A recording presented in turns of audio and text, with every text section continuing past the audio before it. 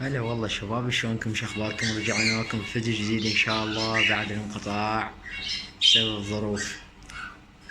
ونبدي وياكم نقول يا الله. نبدي ويا الملك. طبعا الملك كالعادة، الملك في بعد لحد الان ما في اي تقدم بالموضوع. يعني طيحنا اللي يحتاجه ونتأمل بخير من هيك بعد على الثالث ان شاء الله. اما الكناري، فالكناري الطيور جاي تجمع العيش وتفلشه، تجمع العيش وتفلشه، وما اعرف شنو موضوعهن. طبعا هن مزعجات والفحل يزق للنفيه وامورهن تمام، ما بيناتهن لا عرك ولا اي مشاكل.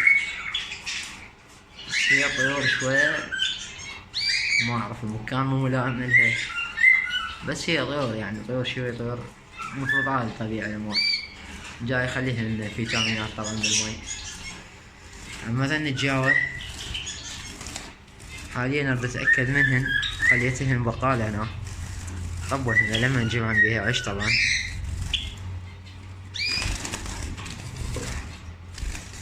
هاي جاي نجمع عيش بيها. خلينا نشوف حل ما يتصافن بيناتهن، نشوف ياها الطيرة ياها الفحل طلع لنا منهن زوج، لان اما الفناجيس اللي جبناهن وفيديو واحد طلع عندنا وما صورنا بعد. الحمد لله والشكر ذاك الزوج بيض، الف الحمد لله والشكر. وهذا الزوج طبعا الثاني جاي يجمع عيش. وعندنا هاي الطيرة جاي تدخل بقالة هناك ان شاء الله خير. طبعا طيور مستواها ما شاء الله حلو، طيور احجامها حلوة، بس هاي البيضة شوية ناعمة بيهن، فمستقبلا هم نخليها نجيب مستويات اعلى، نجيب مستويات اعلى منتهن. هذا نوش الزوج بيضا ان شاء الله خير. وهذا الكوكتيل الزوج هذا شوية فيه مشاكل بعد الفحل، لان عنده نفس الجنحة جاي يكمل جنح يصفي، قافل عطارة جاي يذيها يشحتها. ان شاء الله يكمل بس يصفي جنحة اذا شلون بخير ان شاء الله. واما الزوج الثاني طيرة داخله بقالة وامورهن تمام الحمد لله والشكر، ماشي حالهم طبيعيات، امور زينة الله كريم. هذني نساجات مباعن، وبقى بس هذا البطل عزابي مفول ان شاء الله. بس اللي يروح للسوق احتمال اجيب له طيرة، ووصانا عليه ولد صديقي احتمال ياخذه. بعد تشوفوا الامور شلون تصفى ان شاء الله خير.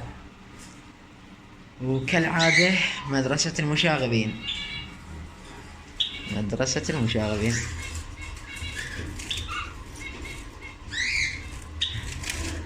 طبعا الذيول كلها منتوفة. طبعا ذيكم ذني عزلناهن فطرناهن بيض ذاك الالبينو شلون كان دياله صافي، وهذا النورمال هم شلون كان دياله صافي بعد صاير بيه هسه شي تربش بذول شي. ان شاء الله خلينا هنا بين ما يجهزن نعبرهن الصيفية، وعلى تجهيز الموسم نفردهن كل طواير عن الفحلة حتى يبينن عندنا نفردهن. والله كريم هن من ينفردن يصفن، بعد من يبدا طير يبلغ يصفي. بس هذا الشغب مالهن لعب، لان الطيور اعمارها صغار شي باقي تخرب على شي ما يرضى يطلع عند النظيفات. اما هذني بسم الله ما شاء الله فقسن وما صورناهم بعد. بسم الله ما شاء الله طيور والله طيور نعمة. شوية احجام حلوة طبعا عندي، بس للاسف طبعا طلعن كلهن نورمال على الطيرة، كلهم طلع نورمال. والله كريم شوف شلون رتبين. اما هذا زوج الفحل سبونجل وطيرته النورمال طبعا ما اعرف لا بعد هذا من حولتهن بندن عدي. يلا نتحملهن شوية طول عزيزة ما نقدر نفرط فيهم.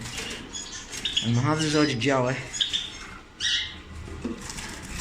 طبعا بيض وما شد البيض مالته لان كان توه منقول، فجاي يلف نعش وان شاء الله خير. طبعا هاي هوسة لان بدلت المشارب جاي اعطي فيتامينات للطيور فخربط عادي هنا هوسة. السمان بيضها كسرته قامت تخرب والفحل كان نازل منها. هسه لا رجعت بيض من جديد راح اعرفها ما وصلها نهائيا. تحت الفحل وياها طبعا ذيك هي، وهذه البرص وياها الثاني. وبالنسبة لهذني الزوج ذني هجرن البيض مالهن الحبشيات للأسف عافنا. فانتهى البيض يعني تلف قد يتفقس وما زقن الأفراخ عافنها.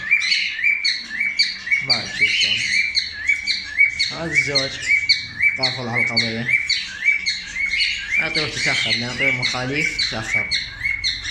بسم الله الفحل بايد.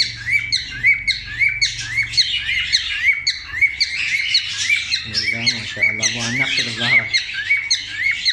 وينهم الحبوشية؟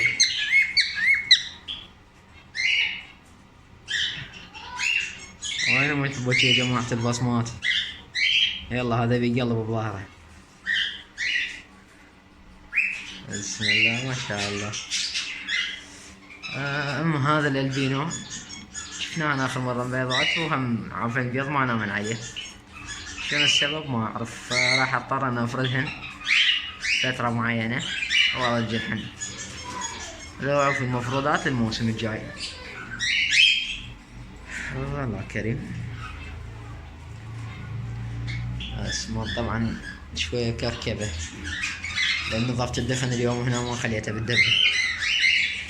هذا نص السمانات. وهذا الزيبرا.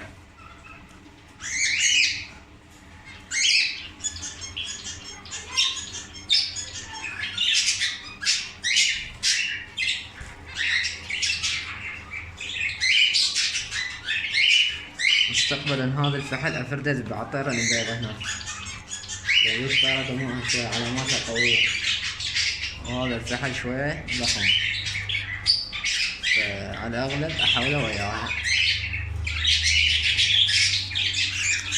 وين شوفتي البغاء؟ هذا فوق دي جوا لان الجهاز صعد هاي فوق يعني فترة وقت لان طير جاي يبدل ريش. اللي يبدل ريش شوية سالفته مزعجة كلش. ان شاء الله خير.